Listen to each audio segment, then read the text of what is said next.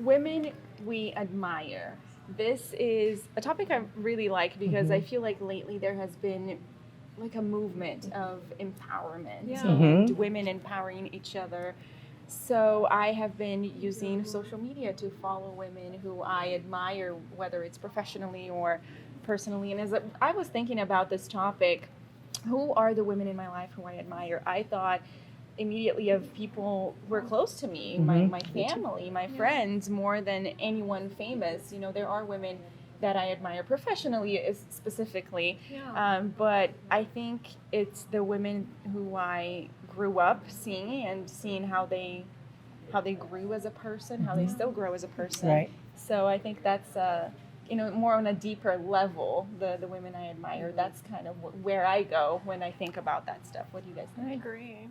Yeah, I mean, when we were given this topic, I'm the same way. I was thinking professionally, which is Katie Couric. Love her. Grew up watching her. That's why I went into news. But the house I was in watching her as an elementary student was my grandma and grandpa. Oh, there you go. And they really did get me into news. Like, at first, my grandpa read me the newspaper every day, and then we would watch that all together. And so my grandma is just amazing. She came to the U.S. by herself when she was 17, no money, just came here and lived with a family friend and built the family that I'm so blessed to be a part of today. And then I think of my mom, who I just grew up watching. I mean, she now gets to work remote, so she works from home. But when I was a kid, she went into the office every day. And so I just grew up watching her do that. And my dad had a more flexible job. So it was kind of like, while some of my friends had stay-at-home mom, I had the opposite. I had a stay-at-home dad, and I would see my mom off. And then I also think of my sister, who is 19, and she's a type 1 diabetic. And she was diagnosed in high school, so she was already grown up pretty much. And so just, even though she's younger than me, watching her fight that fight, I'm just like, wow, I could not. If it was me, I could not do it. So yeah, I'm the same way. I immediately think of those three women in my life and how, I mean, we all felt that way, right? Yeah, of course. Yeah, and strong role models. Yeah. Absolutely. So for me, of course, I was thinking professionally, but then also, of course, I was thinking about the women in my life. As you all mentioned, for me, it's my mother. So I'm very close to my family. Me and my mom and my dad are very close. We have a different dynamic. Most people don't know, but I did have a brother, and he passed away. And so that left me, my mom, and my dad. So talk about strength, talk about could have given up, could have threw in the towel. My mom didn't. Yeah. She still had another child to raise. So to see my mom fight that fight every day and dealing with losing a child, which no parent should have to go through, and seeing her still put all of her energy and invest in me, it's like I could never repay her for that. I'm getting emotional right now just because I just see her and it's just like, wow, like despite everything that my mom's been given, despite all the things she's been through, she's still there for me. She still watches me every day, thinks she's a journalism professor and tells me, oh, well, you need to do this next time. And I'm just like, okay, Mom. But yeah, a lot of my friends, they don't really realize, oh, why do you talk to your parents every day, all day, FaceTime them? I'm like, I just have a different dynamic with my parents. Love my dad. I'm a daddy's girl at heart. But my mom, she just possesses this strength that is just like, she doesn't throw in the towel. She doesn't say, oh, I've been given this hand, so let me just forget about it, And it all goes back to my faith for me as well, I think. Growing up in a strong household that believed, heavily in the Lord, I feel like without him, we couldn't have gone through what we went through. And so it goes back to my mom, like even to this day, like she probably doesn't know, but it's just like I see her strength and I respect her for that and I love her for that. You're a pretty strong woman yourself, Yeah. But and I love it too. I haven't met your mom, but I feel like I know her just because you're always talking. You're always in communication. She's so much about your life. She's your best friend, right?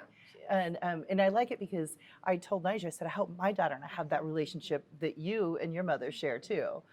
Very close. Yeah, best friend, but confidant, and you're here. You're far away, but not really, because you're always in communication. So for me, and I go back, I was thinking about this, I think as you transition through life, I think you look, wherever you are in life, you look to certain women, you look to certain people, but women in general, and specifically, of course, my mom and my grandma. But right now, in the stage of my life, I look to two of my best friends. They're single mamas now too. They're the ones that put me on those apps we talked about, and everything's going well. I'll put it that way. But I look at them; they are successful, and they, because they've been through that transition. They've been there, and they pushed me through it. They're like, "You're going to get through this. We're going to get you there." And I watch them, and I talk to them every day. I talk to my best friend right now. I'll just tell you, Lori and Karen are their names, Karen and Lori, and they're there. They're your support through different transitions. But they're strong. They're independent. They have great careers. They both. One has she's my age. We graduated high school together.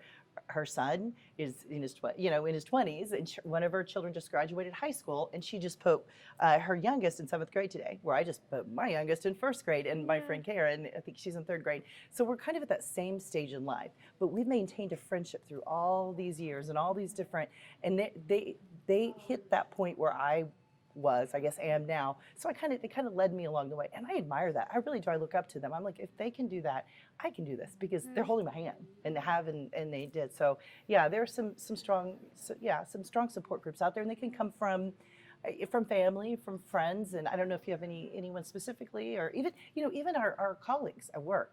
Yeah. I mean, wow, we have some strong women. We have a strong leader too. Yeah.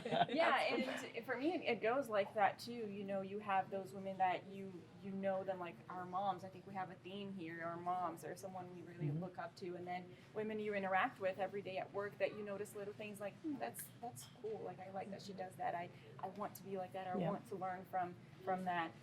But yes, when you talk about your mom, like, that is exactly how I feel about my mom. You see everything they went through, and how and their strength to get through everything. Today I see my mom, and she is, I worry about things a lot, and anytime I feel like I'm stressing out or I'm overwhelmed, I'll call my mom, and for her everything is like it's always going to work out. She is a very positive person, and she wasn't like that before, so I saw her become this person, and I'm just so proud of how strong she is. Well, again, she's raised a very strong woman too. Yeah. No, go ahead. No, go ahead. Well, yeah, I think it sounds like we all have that same situation where you do, your mom raises you, and now that we're at this age, they really do become your best friend. Yeah. Like, my mom is my best friend. It sounds like it's the same for you. And again, anytime I call her, okay, I see it so clearly. Here's what you have to do, this. And so it's such a I'm so blessed to have I think we're that. at that age too, that just now we're realizing all of the sacrifices they made Yes. for us and what they had to go through. Yeah. Because when you're a kid, you don't see it. You're a teenager, you don't see it. But now we are becoming adults, and we're understanding. And you're a mom, so you see this. Yeah, I'm a mom, and I'm one of those moms. Somebody will be talking about my mom's my role model. In a few years, you'll be hearing that from her. So it's amazing to have that bond. But then also, like you said, you're best friends, and women who are going through the same things you're going through. So you see them, and that gives you motivation and strength to go through what you're going through. My one of my best friends, she's raising 2 kids, and she wanted to move. That's where she wanted to be, so she did that, and she would sometimes get overwhelmed. I'm like, listen, this is what you wanted. You talked about this for years, and today you're living it. Yes. It's challenging, but you wanted to live there, and now you're living there, and you're raising your 2 little ones, and you have a full-time job. I'm like, I don't know how you do it. So even that inspires me, and her strength. My other best friend is going to get her PhD, and I'm telling her, you're crazy, but that inspires me, and I love that, and I'm so proud of that. So those little things, and also women at work, and how even if it's just something as simple as making a decision in a meeting, and being assertive, and you're like, that's who I want to be. Being assertive, and we all have opinions, and that's a wonderful thing about it. We may not always agree, but we're talking about it. We have those discussions, and I think we have 2 major news meetings in the day, and we all say, and everybody listens, and we all in the decisive decisions that are made, and we have a great news director too, but we're not afraid to share our comments. We're heard. It's okay, because we're heard and we're listened to. And we don't feel like, I know for me personally, seeing everyone else there and seeing all the other women, we don't feel like, since we are women, we have to be more, shy and reserved. No, you can assert your opinion and still be respectful about it, and still feel how you feel without having to say, oh, let me just not, this is what a man would do. It's like, no, you can be a strong woman too and still be respected. Yeah. I think, but yeah, and again, I think it's really about those transitions growing up, and I agree too. When I left and went to college, I was like, whoa, wow, I miss my parents. Yeah. I don't have the rules. You have to be home by 10 or 9, whatever. But it's like, and then you kind of look back and I'm like, wow, they did that. They worked so hard for me to push me and get me to where I was financially, emotionally, just everything, the sacrifices that are made, not just for moms, but even for friends too. But yeah, we're very, very fortunate to have those role models in our life. Yes. So growing up, watching Dallas News, there was an anchor there by the name of Clarice Tinsley. And she, now that I'm older, I saw her be honored there for sticking at that station for 40 years. She was one of 2 Black women in Dallas that opened up that market for that. And I know my mom told me, when I was in high school, I remember watching her, and back then you didn't see that on TV. You didn't see women of color. And so to see this woman be accepted by the entire community, not just the minority community, and then 40 years later, her tribute be on TV, and like, wow, look at her when she was bright-eyed, 22 years old, right out of school. And I'm like, that's what I want to be. That's the type of woman I want to be. And so professionally, she definitely was a trailblazer for the Dallas area. And that's amazing to know that, there's always someone that came before you so that you could do what you do. And watching her growing up and now seeing her, and I'm like, wow, we are in the same industry. Like, I'm doing the same thing. So watching her, she definitely was a role model for me. And I mean, I knew I wanted to be in news when I was like 11 years old. So I knew when I was 11. I was like, I didn't know the difference of a news anchor and a news reporter, but I remember having pictures like, I want to be a news anchor. Like, I just knew that's what I wanted to do. And you were raised, that's what, Sunday night, you're with your family, you're watching the news. And I've always known it as well. I visited a TV station when I was a child. It was a 5th birthday party. And you went in there, and I just remember seeing all the cameras and lights. I'm like, wow, this is so cool. This is what I want to be. But now that was more just because it was cool and exciting. But then as I grew and I started, I like knowing things. I like finding information. And this is so silly, but I was the vice president. Bottom line, I was doing TV broadcasts. My first time broadcasting in the classroom as senior high school was doing the lunch menu. And so that was my start. That was your start. But, and as of recent, and we talked about women in history. So a new admirer that I have found that I wasn't really aware of is Betty Love, right here in Springfield, true trailblazer as well. She was a photojournalist. She was the artist. Story. Yes, wow. And her story is incredible and strong. Stood up for what she believed. And still, men looked up to her and admired her, and they learned from her. And what she has given to this community, to the profession in general, still exists today. And her story, I'm not going to tell her whole story again, but that is a strong woman. That is one that I definitely admire. Never had I was never fortunate enough to meet her, but I feel like I know her through all my research and studies. So.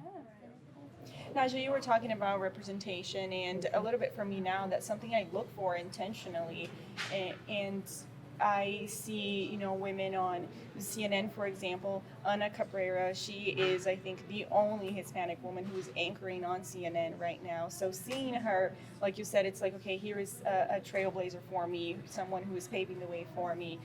Mariana Tencio, she is on MSNBC, and she talks a lot about her accent, and she is an immigrant from Venezuela. So she talks about her story and how she made it to MSNBC right now, being on national news.